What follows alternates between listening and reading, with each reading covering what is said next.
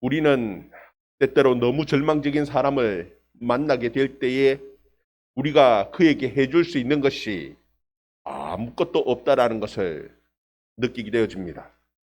우리가 기껏 해줄 수 있는 것은 위로의 말 몇 마디, 혹은 그 부족한 것을 조금 채워주는 것 그 이상으로 우리가 해줄 수 있는 것은 너무나 없습니다. 그래서 우리가 할 수 있는 가장 큰 일이 있다라면은 예수께 인도하고 예수를 전하는 것 외에 그 이상 우리가 할 수 있는 큰 일은 없을 것이라고 생각을 합니다. 우리 1절에서 4절 말씀 우리 같이 한번 읽어봅시다. 1절에서 4절 말씀 같이 읽습니다. 시작. 예수께서 제자를 삼고 세례를 베푸신 것이 요한보다 많다 하는 말을 바리새인들이 들은 줄을 예수께서 아신지라. 예수께서 친히 세례를 베푸신 것이 아니요 제자들이 베푼 것이라. 유다를 떠나사 다시 갈릴리로 가실새 사마리아를 통과하여야 하겠는지라. 아멘. 예수님께서 제자를 삼으시고 세례를 베푸시는데 세례 요한보다도 더 많은 제자, 더 많은 세례를 베푸시는 것을 바리새인들이 들었습니다. 그리고 예수님께서는 그것을 아셨습니다. 여러분, 이것이 무엇이냐 하면은 이제부터는 바리새인들이 예수님에게 관심을 가지기 시작, 인정을 받기 시작하라는 거예요. 여러분, 우리는 삶을 살아갈 때에 다른 사람에게 인정을 받고 그리고 다른 사람과 경쟁해서 이기는 것이 우리 인생의 성공이라고 생각하기 때문에 그것을 목적으로 삼고 살아가는 것이 그것이 대부분입니다. 그런데 오늘 말씀에 보면은 예수님께서는 오히려 유다를 떠나서 갈릴리로 가시는 겁니다. 이제 좀 인정을 받고 이제 좀 뭔가 기반을 잡고 오히려 세례 요한보다도 더 많은 인기를 누릴 수 있는 그런 기회가 왔는데도 불구하고 예수님께서는 그 모든 것들을 다 포기하시고 지금 오히려 유다를 떠나서 갈릴리로 지금 옮겨가시는 그 예수님의 모습이 성경에 기록되어져 있는 겁니다. 왜 그렇게 하시는 것입니까? 예수님의 이 땅 가운데 오신 목적은 다른 사람의 인정을 받고 다른 사람의 인기를, 다른 사람으로부터 인기를 누리고 뭔가 경쟁해서 이기고 그와 같은 것이 예수님의 그 목적이, 오신 목적이 아니기 때문에 그런 것입니다.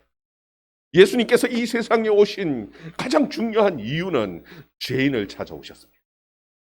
죄인 한 사람 한 사람을 구원하기 위하여 예수님께서는 이 세상에 오신 것입니다. 그래서 오늘 말씀에 보면은 갈릴리로 돌아가시는데 그냥 가신 것이 아니라 바로 사마리아를 지나서 가시는 것이.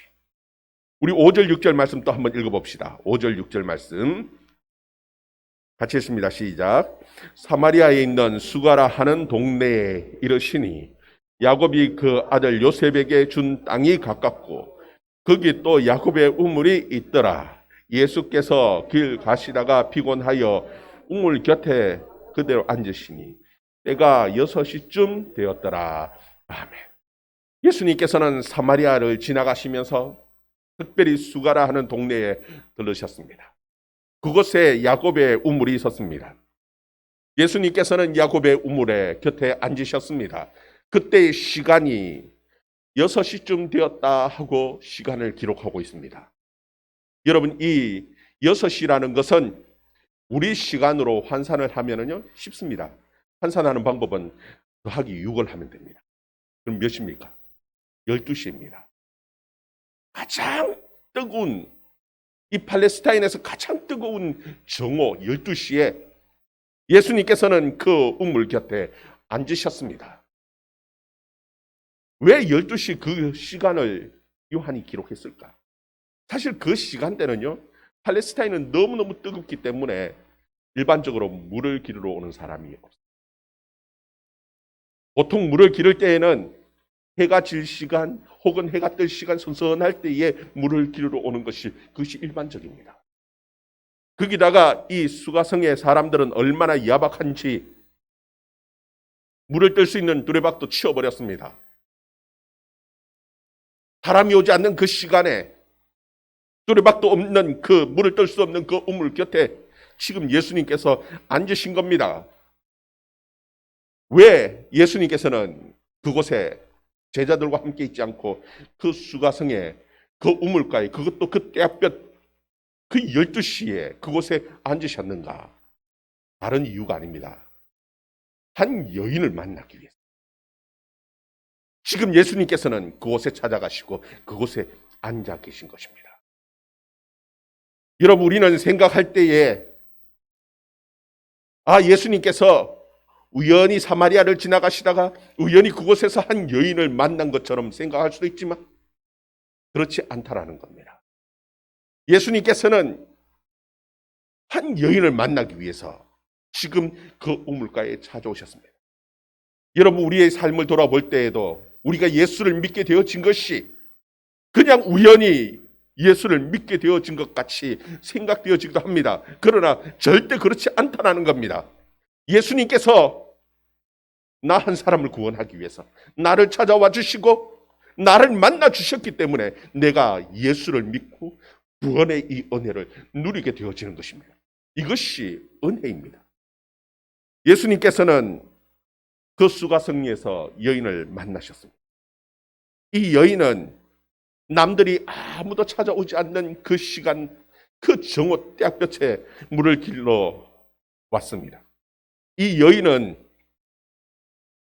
심각한 대인 기피증을 가지고 있습니다. 사람을 만나기 싫은 겁니다. 그래서 사람이 없는 그 시간대에 그곳을 찾아왔습니다. 예수님께서 그 여인에게 한 첫 마디가 무엇이냐 하면은 물을 좀 달라 하는 말이었습니다. 7절에 보면은 사마리아 여자 한 사람이 물을 길러 왔는데 예수께서 물을 좀 달라 하시니 예수님께서는 그 여인에게 다른 것이 아니라 물을 달라라고 말을 거셨습니다. 그러면은 일반적으로 보통 사람들은 그것도 그 때끝에 참 여행객이 나그네가 목이 말라서 물 한 그릇 달라는데 그것 대부분 그냥 주는 것이 정상이죠. 그런데 이 여인의 반응을 보면은요, 참으로 놀랍습니다. 아주 단호하게 거절해버립니다. 우리 9절 말씀 한번 읽어봅시다. 9절 말씀 같이 읽습니다. 시작. 사마리아 여자가 이르되 당신은 유대인으로서 어찌하여 사마리아 여자인 나에게 물을 달라 하나이까 하니 이는 유대인이 사마리아인과 상종하지 아니함이로라. 아멘. 일반적으로 그냥 물을 한 그릇 줄 수도 있을 것 같은데, 줘도 될 것 같은데, 그런데 이 여인은 아주 단호하게 거절해버렸습니다. 그것도 그냥 거절하는 것이 아니라 유대인은 사마리아인하고 상종하지 않는다라는 겁니다. 그런데 유대인 당신이 왜 사마리아인 나에게 물을 달라 하느냐? 아주 핀잔까지 주면서 쏘아붙이면서 거절해버렸습니다. 인종적인 편견의 그 장벽 뒤에 숨어서 아주 단호하게 지금 거절해버리는 이 여자의 모습을 봅니다. 예수님께서는 이 세상에 엄청난 은혜와 축복을 가지고 이 세상에 오셨습니다. 하늘의 그 천국을 이 땅에 가지고 오셨고, 그리고 그 천국, 그 영생, 그 축복을 우리에게 주시기를 원하시고 계시는 예수님입니다. 그럼에도 불구하고 우리는 편견과 그리고 마음의 장벽, 우리의 죄, 이 모습 때문에 예수님 앞에 나아가지를 못하는, 오히려 예수님을 막고 더 이상 가까이 오는 것을 거절하고 있는 것이 우리의 모습은 아닙니다. 예수님이 더 이상 참 대화를 나누기 어려운 상황이 되어버렸습니다. 물을 한 잔 달라고 하는데, 물을 좀 달라 하는데 완전히 단호하게 거절해버렸습니다. 당신은 유대인 아닙니까? 사마리아 여자에게 어찌 물을 달라 합니까? 하고 딱 거절해버렸습니다. 여러분, 세례 요한이 왜 필요한 줄 압니까? 세례 요한은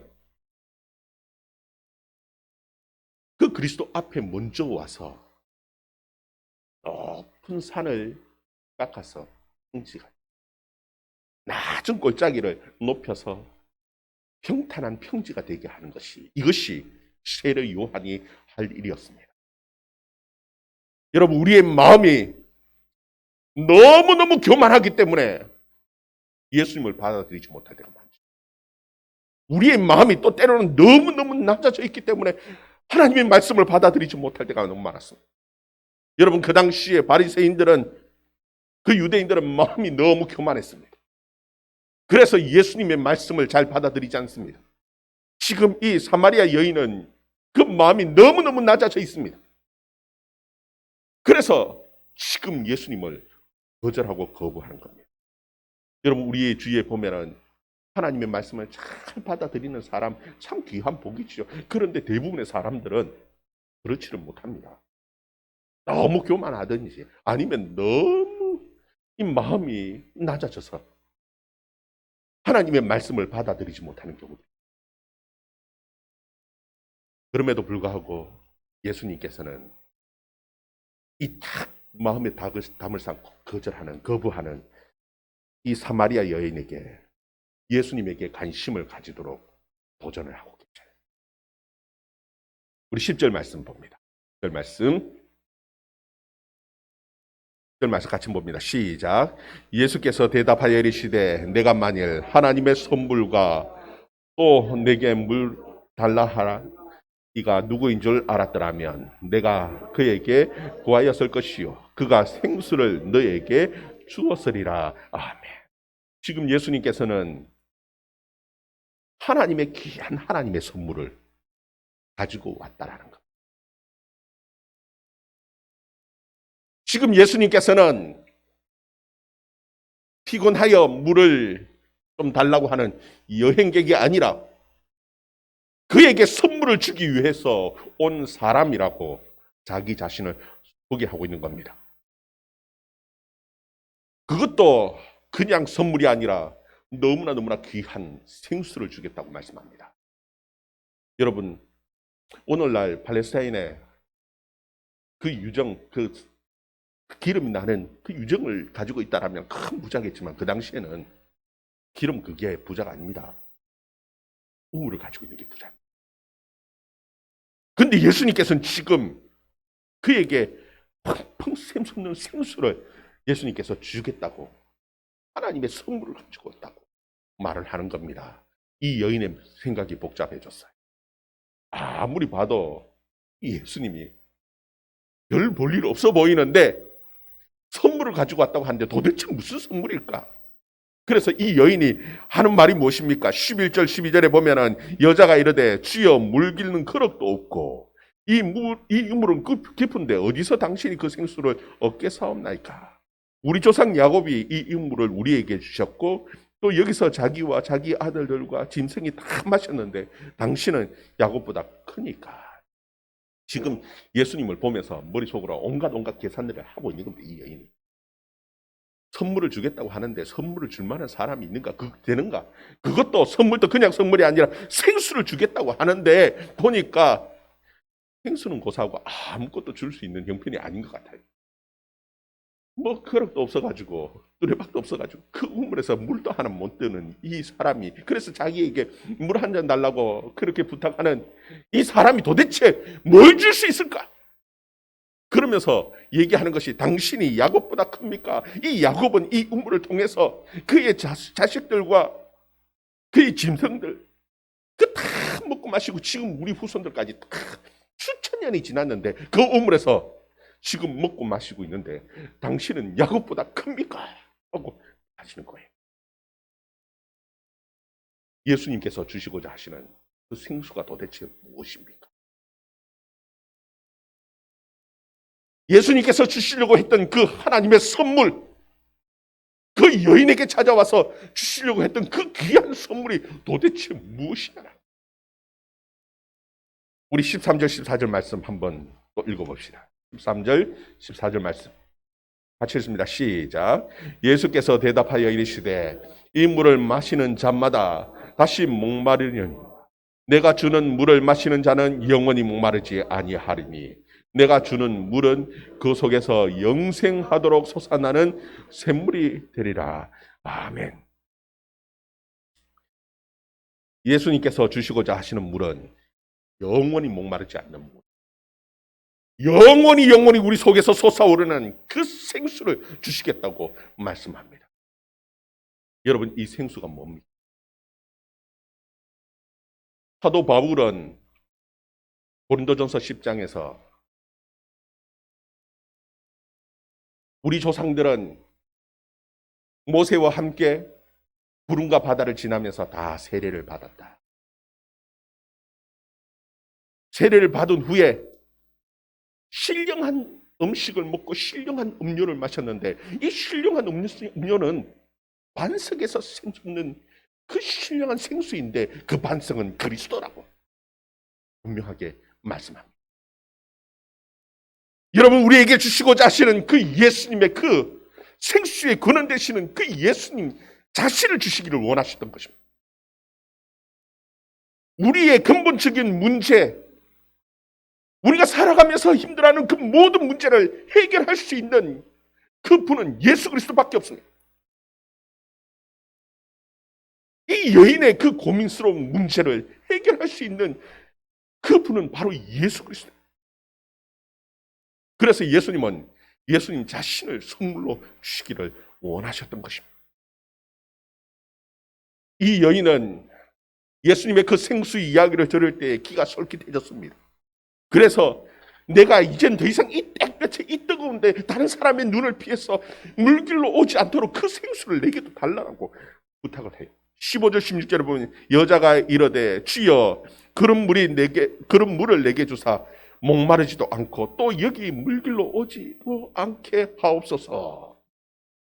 예수님이 하신 말씀이 이르되 가서 내 남편을 불러오라. 갑자기 예수님께서는 물 주시겠다고 해놓고 왜 남편 불러오라라고 얘기합니까? 뭐 이게 등기 이전을 하는데 세대주가 필요해가지고 남편을 불러오라 그런 겁니까? 사실 그 당시에 재산은 대부분 남자들의 소유지 여자들에게 재산이 땅이고 뭐 우물이고 여성들에게 소유주로 되어지는 것은 사실 없었어요. 아마 이 여인도 그런 식으로 생각했을지도 모르겠습니다. 그런데 이 여인이 나는 남편이 없습니다. 예수님께서는 정말 남편을 찾으신 것이 아니라 그의 죄를 드러내고 싶다. 내 남편이 없다라는 내 말이 맞다. 과거에 너에게 남편 5이 있었는데 지금 있는 남편도 내 남편이 아니네. 예수님의 대답입니다. 그럼 도대체 뭡니까? 이 여인에게 깊은 상처가 있죠. 이미 5번이나 버림받은 그 남편에게 버림받은 마음의 깊은 상처. 그리고 지금 같이 살고 있는 그 남편도 너 남편이 아니라는 말은 도대체 무슨 말입니까? 이 여자의 삶은 굉장히 문란한 삶. 예수님께서는 그 여인의 감추고 싶은 그 모든 죄를 드러내시는 것입니다. 왜 예수님께서는 그 여인의 그 감추고 아픈 상처를 끄집어내서 보여주고 계신 겁니까? 그냥 아무 그런 것 상처 드러내지 않고도 그냥 선물을 줄 수는 없는 겁니까? 그 아픈 상처를 드러내지 않고도 그리고 그 죄를 드러내지 않고도 그냥 선물을 줄 수는 없는 겁니까? 없다라는 겁니다. 예수님께서는 세상을 이처럼 사랑하사 독생자를 주셨다고. 그런데 그를 믿는 자마다 영생을 얻는다고 말씀합니다. 그런데 그를 믿는데 무엇을 믿는 겁니까?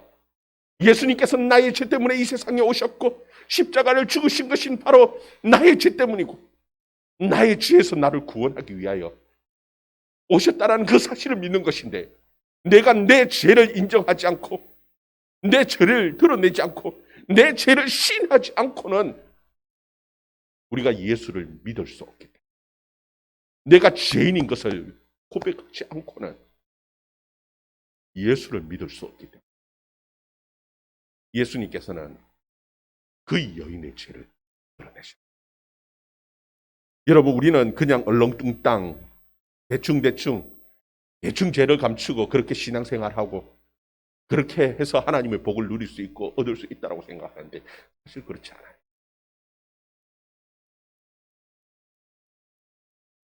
하나님은 우리의 죄의 문제를 드러내기를 원하십니다.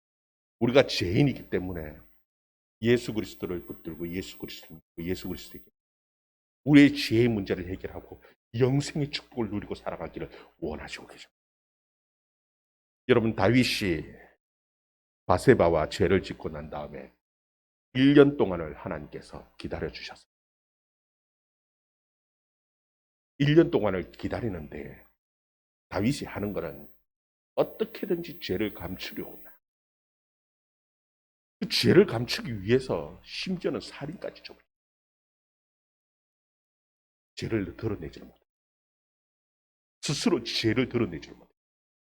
그래서 하나님께서 나단 선지자를 보내서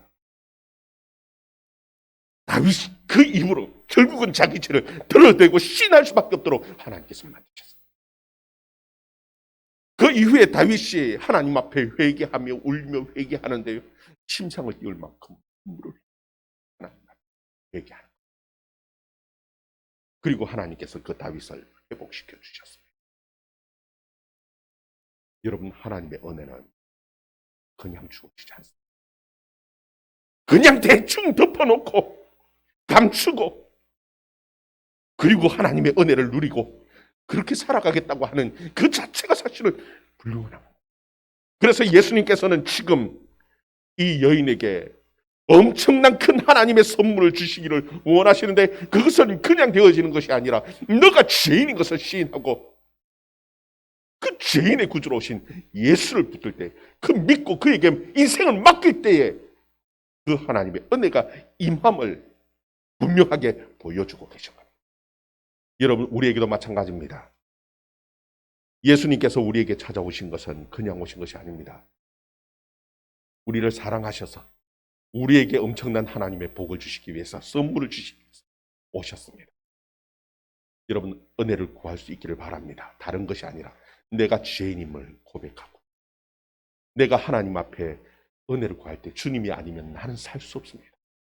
그때 하나님께서 우리에게 성령을 물붓듯이 부어주시고 우리에게 기쁨을 회복시켜 주시고 천국의 그 놀라운 축복을 우리에게 주실 줄 여러분 믿으시기를 바랍니다. 우리 같이 함께 기도하는 시간 가집니다.